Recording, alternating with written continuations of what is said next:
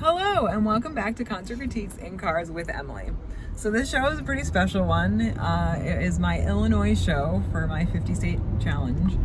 So I'm excited to get into it.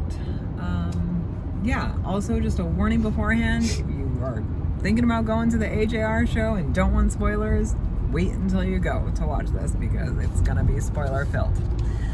So before we get to AJR, let's talk about the openers. There were two openers.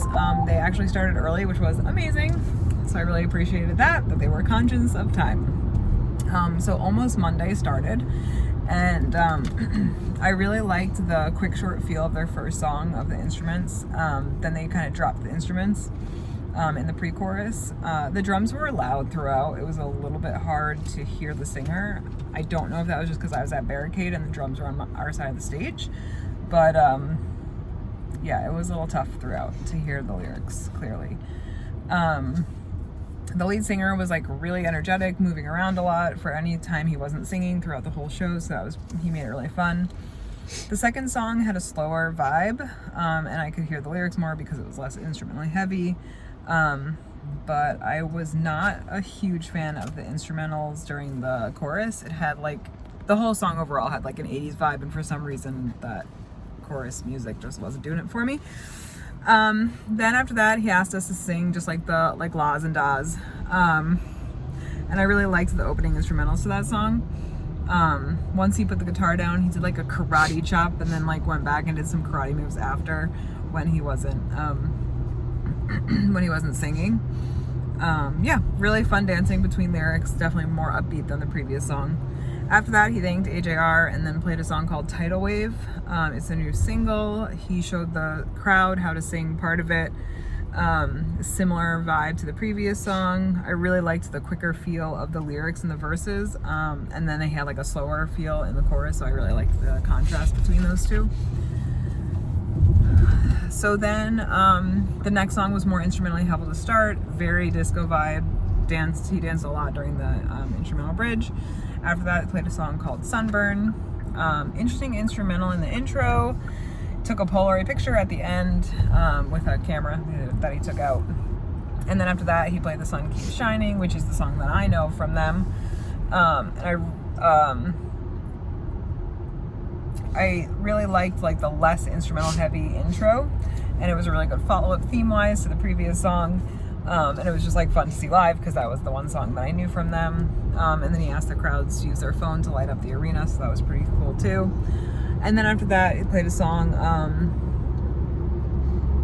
Life Goes By, which was upbeat instrumental, good follow-up. I would have loved if they switched the last two songs because, as you all know, I love ending on a song that I know or like the best. So overall good set. Wish I could have heard them a little bit more clearly, but let's move on to the next one. So then the next opener was MxmToon, and they had a pretty interesting start. The lights went down, music started with a little bit of lyrics, then the singer came out. The instruments dropped right as she was beginning to sing. I really liked the shift for the heavier instrumentals for the chorus, and I also liked the lyrics for that song too, so that was a really good opener for her. Then after that, she played a song called Frown. She introduced herself. I really liked the quick short feel of the verses for that one and the pre-chorus. Very active. She was dancing around, and I thought the lyrics were pretty clever. So I really liked that song as a follow-up too. After that, she took a ukulele, and that one had a slower start, and then it got quicker, and it was a little bit more upbeat after the chorus. I liked that change. I thought that was good. After that, she played a song called Prom Dress. It was only keyboard and her to start. It was just a cute song about being in high school and how high school cannot be great at all times. So I kind of appreciated that because high school wasn't super awesome maybe for me at times. So it was good. I liked that. After that, she played Sad Disco, which I liked the shift in the music after the first two parts of the first verse, which I don't know. I'm gonna go maybe into the chorus. And then for that song, she did the Macarena during the instrumental bridge, which was pretty fantastic. After that, she played an unreleased song about an ex called I Hate Texas. That song was a little rough. I think the lyrics were almost too spot on, and it was just not it was just a story more than a song in terms of lyrics. So repetition of the chorus didn't really work for me. I don't know, it just wasn't my favorite. So yeah, that was definitely a low light for that set. The next song started with just the uke, and then some other instruments came in, and then it was just the uke for the verse. It was a slower song. I really liked the lyrics, and then for the bridge, the guitarist came to the front and did like the guitar solo for the bridge, and it was amazing, and she was super impressive, and I really liked that part. After that, she introduced the band in like a radio hour is what she called it. So she did like kind of a radio-y voice, and then they went into a very dancey instrumental song, and she had a lot of whole word repetition, so I appreciated that. I liked that throughout the song. And then for that song, she did like the let me hear the right side, let me hear the left side, now let's do it all together. After that, she asked everyone about the Lego movie, and everyone was like so excited. She's like, yeah, I'm not playing a song from the Lego movie. So I thought that was pretty funny because everyone was probably like, yeah, she's gonna play a cover of Everything Is Awesome. She did not. But the song was inspired by Everything Is Awesome, and you could definitely tell. So I really actually love that song. That was my favorite of her set. It was called Coming of Age. Super quick, short feel of the verse. The lyrics were amazing. So like, I really want to listen to that recorded. I think that that'll be a song that I will like. And then after that, she played a song called Mona Lisa. It did have a quick short feel, which I liked for the pre-chorus.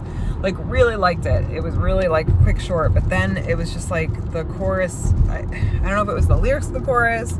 I was not a huge fan. Again, I wish she would have switched the last two songs because I really liked the second to last song and was not the biggest fan of the last one. So now let's get into the headliner, AJR. Again, if you don't want spoilers, turn this off now, or have not gotten to this point to begin with.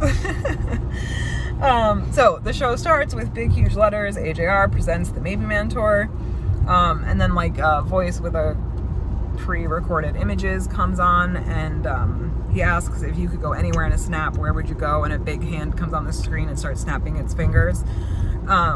So first you go to an ocean, then you go to like a snowfall, and then you go to bees, and then there's a party where someone throws up on you, and by you I mean the screen. Then it's like just kind of like goes quicker, and there's lots of places. I couldn't keep track of all of them. And then last but not least, they end up on the crowd, and they're like, or would you be in this venue at this time with this band? So that was kind of cool. And then the stage opens, and there's lots of jacks on the stage, lots of people who have the hat, the shirt, and his facial hair. And they're singing the Maybe Man. I personally thought the one hanging from the ceiling was pretty cool. A little dark, but kind of cool. And then they also, like, I love that. So they had a real violinist and a real brass player. So I really loved that. And so then, like, towards the end of the song, AJR, the actual three of them, jump up in front of the stage. And then the instruments kicked in, sort of like that. Then after that, they played Sober Up. Always fun to see live. They changed the pacing of the second verse. And then they changed the strings in the instrumental bridge. And they also changed the pacing in the vocal portion of the bridge. So I really love that. I love changes. Great second song choice. That song was amazing. After that, he talked about coming up on stage and how he always has this plan for what he's going to say. And then he gets there and he always forgets. They introduce themselves. And he was complaining about how in past shows, Ryan always gets more applause, but he's not going to hold it against Ryan this show. So he's like, definitely not going to talk about his body odor, or how he wore braces for way longer than anyone else, or how he lies about how his first kiss was in 9th grade when really it was in 12th grade. So that was just kind of fun banter between bros. Then they played Yes, I'm a Mess. And this was where they used the treadmill. So he looked like, first he was walking through a neighborhood, and then an office, and then the strings and trumpet came to the front, and Jack disappeared. And then an elevator took him below stage, but then he like magically popped up above the stage, so that was a pretty cool effect. And then it looked like he was riding a bike, and then skiing, and then driving, and then an explosion with the smoke cannons. So that was really cool. I really liked that. Visual was neat. I should also explain, sorry. So like there was like the back screen, and then there were 2 front screens. So it was like the top was like the top of a cylinder and then the bottom of a cylinder. So at times the stage was just an open stage with the back screen only, and then sometimes it was like the 2 cylinders came to make one stage, and then sometimes the top cylinder was up and the bottom cylinder was down. So when Jack was riding the bike and doing the skiing and driving, it was that bottom cylinder was up and the top cylinder was not down. So that's what I mean by he disappeared underneath the stage. It was the elevator was behind that cylinder, or half cylinder, whatever you want to call it. Okay, so then after that, they did a mashup of 2 of their songs that they saw on YouTube from a fan who mashed up 2 of their songs. So it was a cover of someone else's cover of their own song. And so it was the first 2 verses and first 2 choruses of I Won't. And then please don't hate me for not knowing, but it was the birthday party song at the end. I don't know what it's called. Sorry, guys. Then after that, it was just the piano to start, and there was a baby keyboard at the front of the stage. And it was, I know this is not the whole title of the song, but it was the DJ's crying song. The violin came to the front. Amazing. She like did this like back, she bent her back like all the way back as she was playing. Super impressive. I really love the lyrics in the verses of this song. They let the crowd sing the pre-chorus, danced all around the stage. It was really, really fun song to see live. They really did amazing on that song. So then after that, it was just acoustic guitar, much slower. It was the song about their dad. Again, I'm sorry, I don't know the name to that one. It was like really emotional if you know the backstory.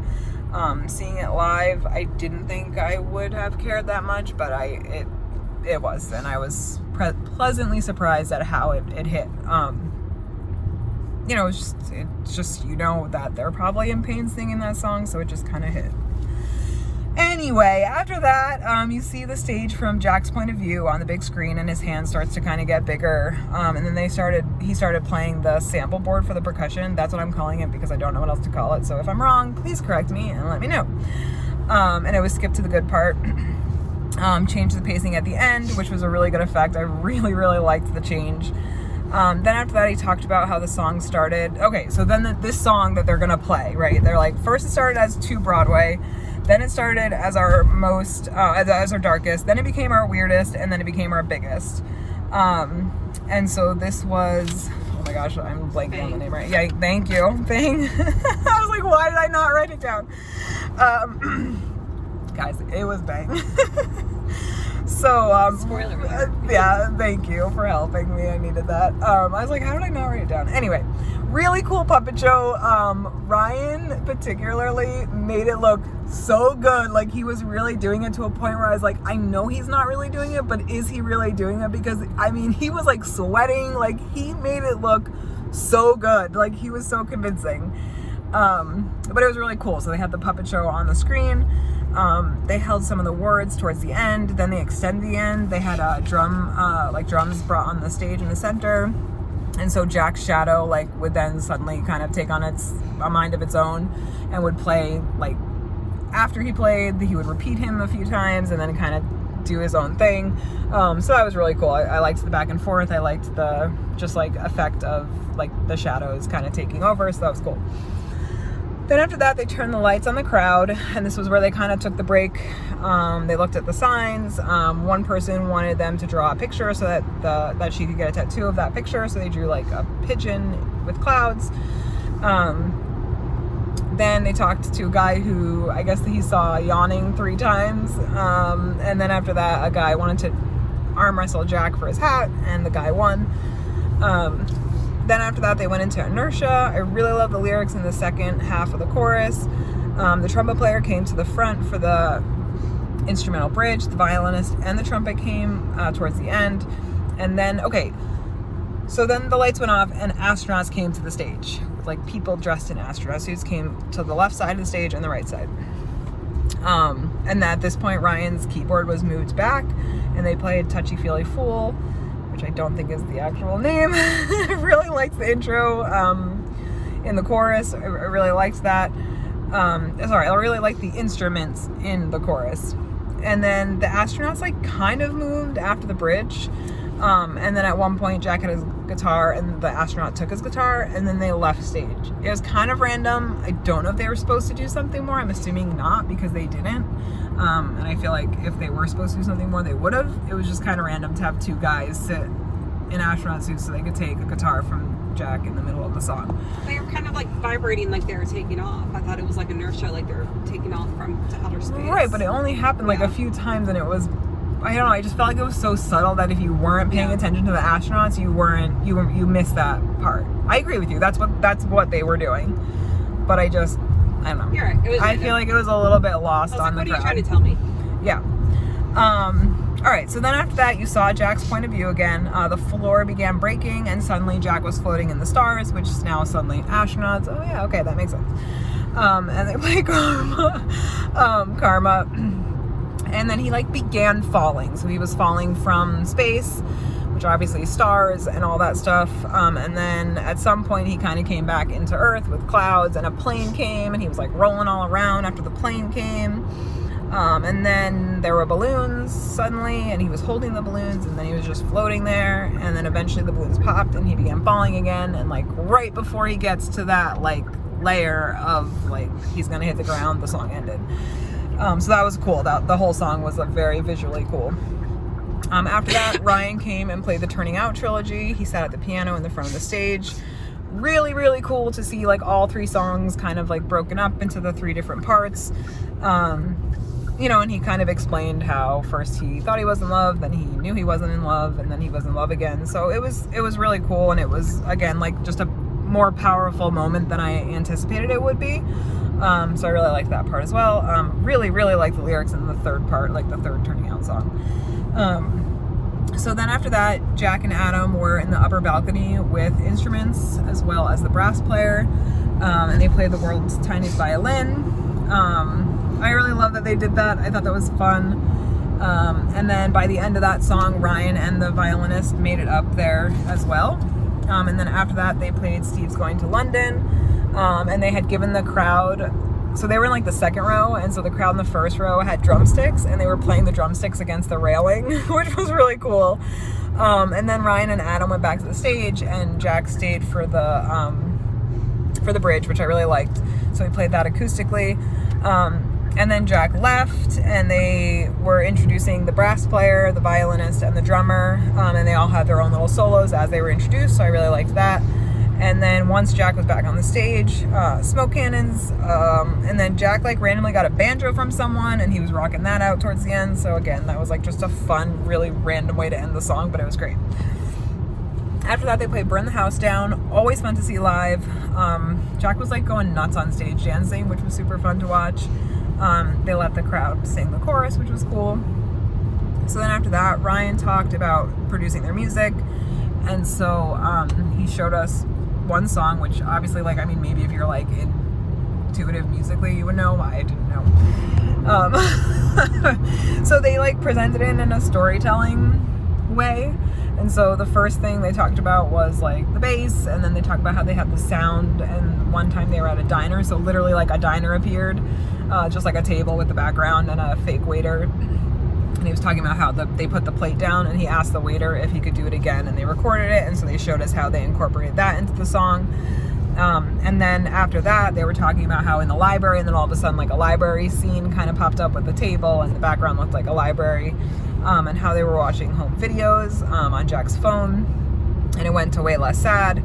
Then I was like, oh yeah, that's the song. They went into the song, they changed up the bridges, both instrumental and vocal. I love the changes, and it was like cool because they like showed you how they mixed up the sounds from their childhood videos to make the melody, if that's what it is, melody, guys, I don't know. And it was just cool, and again, like super significant knowing the backstory with the dad and like watching those videos back, and I don't know, so I thought it was pretty cool. So then Ryan came to the front of the stage and played, again, calling it the sample board, and he played Don't Throw Away My Legos. Really great song. I don't know it as well, but I thought it was a good choice, and apparently that's the song that they interchange, so I was happy. Way Less Sad. No, they played Way Less Sad. Did they? Oh, okay. That was the one with never mind. They showed. No, it was Dumb, the Dumb one. The Dumb song, yeah. Yeah. My bad. So Chicago, don't throw out my Legos. Then after that, they changed the pacing of the first verse for 100 Bad Days. For the bridge, the light started flashing, and then all of a sudden they stopped the show because a light fell on the stage. And they were like, guys, like seriously, this isn't part of the show, that we have to get a cleaning crew in here, like someone needs to get it. I'm not gonna lie, I fell for it, but I was super suspicious because all of a sudden Jack just ran off the stage and I was like, that would not have happened, but whatever. They still got me in the end, so good on them. So anyway, they call the cleanup crew, and of course there's like an old man who comes out, and then it's revealed that it's actually Jack. They finished the song, and then they left the stage for the encore. So great, fantastic way to end their like actual show. Loved that. So before the band came back on, the screen shows Jack backstage sitting in like the green room, and his hand's starting to get huge.